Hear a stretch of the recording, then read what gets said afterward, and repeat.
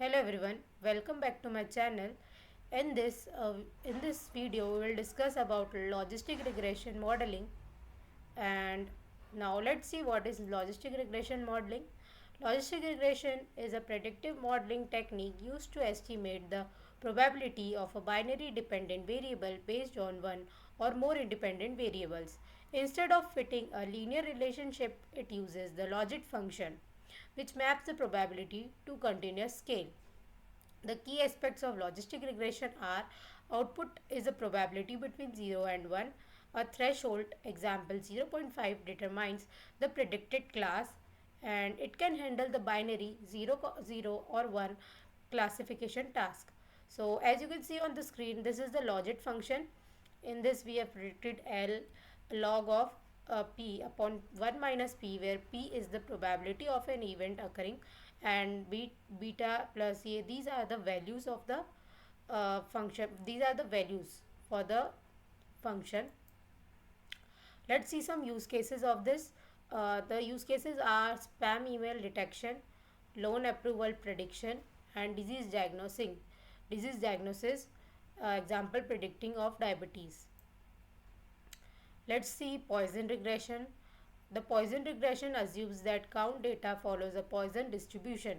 So this is the Poisson distribution, as you can see on the screen, which has a curve here and which has a variance that equal its mean and the substantial positive skew. The application of Poisson regression are: Poisson regression can be used for modeling count data in many scenarios, such as estimating the number of emergency service calls during an event, projecting the number of customer inquiries after a promotion. Interpretability: Poisson regression models are interpretable and can provide instant insights into the relationship between the variables. Now, these are the tasks which we are going to perform on the Google Colab platform, which are how to perform the logistic regression using Python and how to perform Poisson regression using Python. So let's move to the Google Colab for the further explanation of the topic.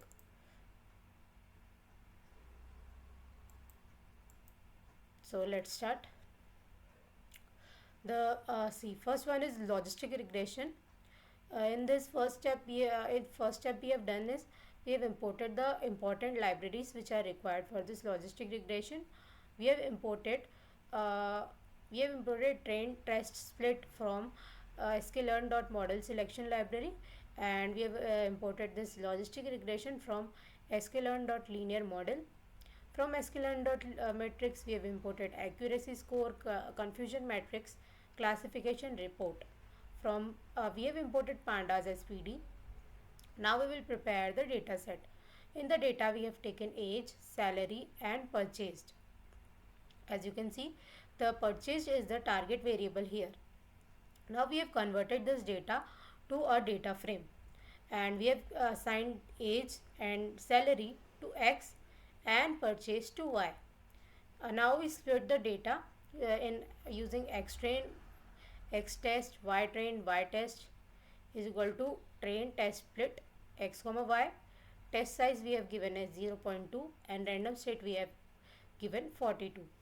Now we will train the model. Model is equal to logistic regression, and model fit is equal to X train comma Y train. Now we will evaluate the model. Y prepare is equal to model predict X test, and we can predict accuracy, confusion matrix and classification report of the above data set. So let's see this. This is the output. As you can see on the screen, it is accuracy 1.0, confusion metric it has shown here, and the classification report is also shown here, which contains precision, recall, F1 score and support. Now we move to Poisson regression.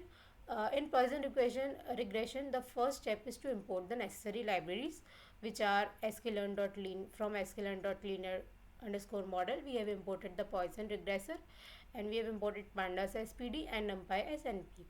Now we are preparing the data set here. We have visits, time spent and purchases in the data set. In this, time spent is a feature and purchases is the target variable. and we have converted this into data frame.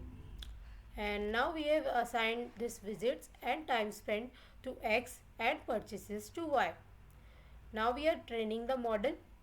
Model is equal to Poisson regressor. In this we have given the alpha value as 0.01 and max iteration we have given as 300. Now model.fit we have done X comma Y. Now we are making the prediction. Y predict model dot predict X and predict actual purchases Y dot values, and we have to print this predicted purchases as Y predict. So we are evaluating the model next. You can see we are evaluating this model, like we have printed this mean square error, and we have printed this. So you can see in this output that we have predicted the actual we have printed the actual purchases, and we have printed the predicted purchases. So, and we have also printed the mean square error, which is on the screen. On the output you can see that. So that's it for this video. Let's meet in the another video. Till then, keep learning and keep exploring. Thank you.